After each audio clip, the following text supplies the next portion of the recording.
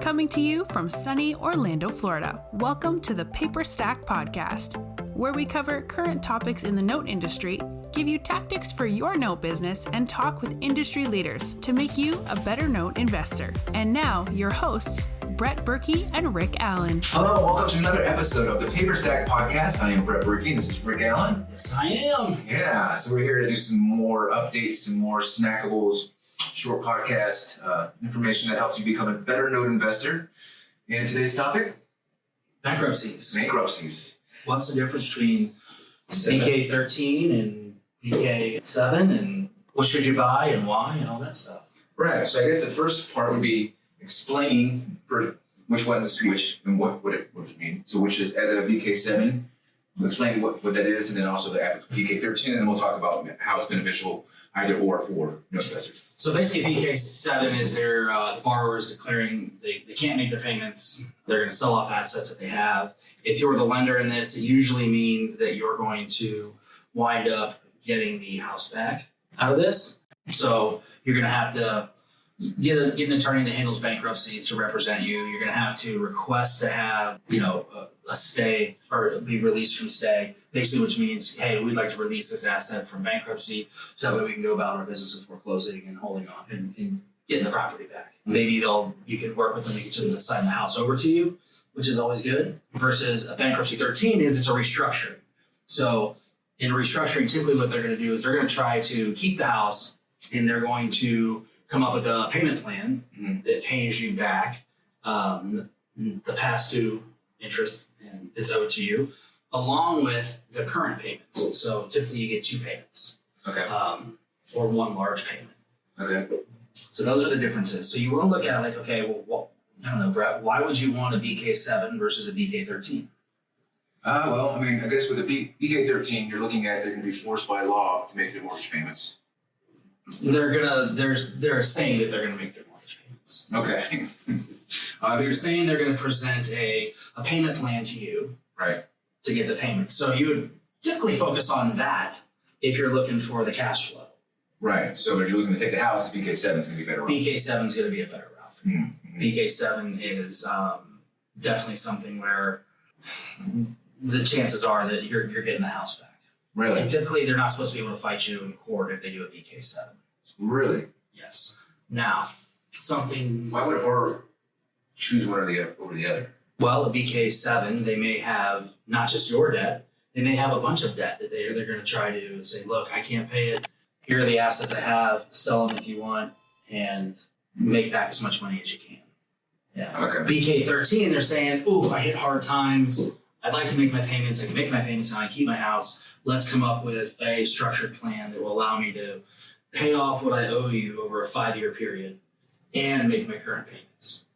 So what happens is the money gets sent to the bankruptcy trustee, they collect it, and then they disperse it to your servicing company or you. Interesting. Mm-hmm. Huh. Okay, so now, what's the time frames on a BK7? It can last, more than a year. Right. Yeah, typically if you get in there and you buy a BK7, you want to immediately go and try to get relief from stay, which that's Where do you get relief from stay? Relief from stay. You have an attorney file and talk to them and say, look, we'd like file a motion for relief from stay. We'd like this mortgage pulled out of the bankruptcy because the house is underwater or they owe more than the house is worth. Now, if the house is worth $300 and they owe a principal balance of $150 and they owe you another $50 and in past due interest, well, they're not probably going to release you from stay on that because there's $100,000 in equity. Then they're going to try to sell that asset and recoup the $100,000 so that they can turn around and sell the asset and pay off the rest of the debts. Interesting. Okay, and then so 13. Bankruptcy 13, they're going to try to make a payment plan that's 5 years. That's going to pay you back what they owe you. Plus, they're going to try to make the current payments. Now, they may say, and that can last up to 5 years, the plan is going on. But sometimes what happens is they start to make the payments and then they stop making the payments. So, and then you start all over again. Oh my goodness. And so the courts will work with them and say, hey, why'd you stop making payments? Can we get the payments going again? And it can take a while to do it. Some of the things you can do with a bankruptcy 13 is you can sell, if you got a bankruptcy 13 that's performing, they're making payments, you can sell the first and keep the past due payments on the second. Wow. Or on the what's owed to you. Interesting. Yeah, it's a good. So as a note investor, I guess it matters about what your strategy is. If you want to take the house back, it always comes back to what's your strategy. What's your strategy? And I also see a lot of people on our site. We do have filters for bankruptcy. We don't have the separation of 7 and 13, but we do have a filter for that. And we have certain people that just look out for bankruptcy. And when they're looking for bankruptcy, they're looking for ones that are going to go to 7. Exactly. So, borrowers will use bankruptcy as a tool to prolong foreclosure. We bought one where there was already judgment entered. We were set up with the sale date, and the borrower walked in on the day of the sale and filed bankruptcy.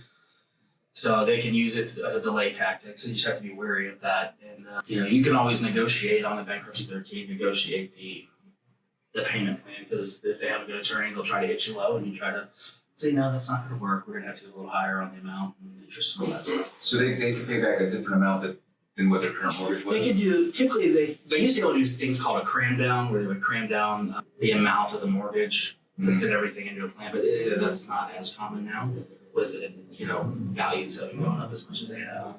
Gotcha. So, Okay, and then let's see, what else would I want to know if I was an investor? I see sometimes people will say, hey, these people are in Chapter 13, and they're using that as a selling point. Chapter 13, making payments. Yeah, if you're looking for performing loans, you're getting not only a past due payment, but the current payment, right? Nice. And so if you're bidding on the principal balance, it's great because you're going to get 5 years of double payments. Interesting. Yeah, so it can really boost your 5 years of double payments on your returns. And then after that time, you can just If sell it's at it. the beginning, then you can just sell it first and Just be done. be done. Interesting. Yeah, so BKs are interesting. You'll need some legal counsel in there. You can spend some legal fees, but you can make some money on there. That's awesome. Well, cool. I think that's everything for BK. It's a short one, it's snackable, but there's I was trying to think of what else I could ask, but I think that's. sometimes you don't need to go long. I think be short and sweet. Well, I just thought maybe someone else might have a question, but If they do, put it in the comments. We're happy to answer them. that's right.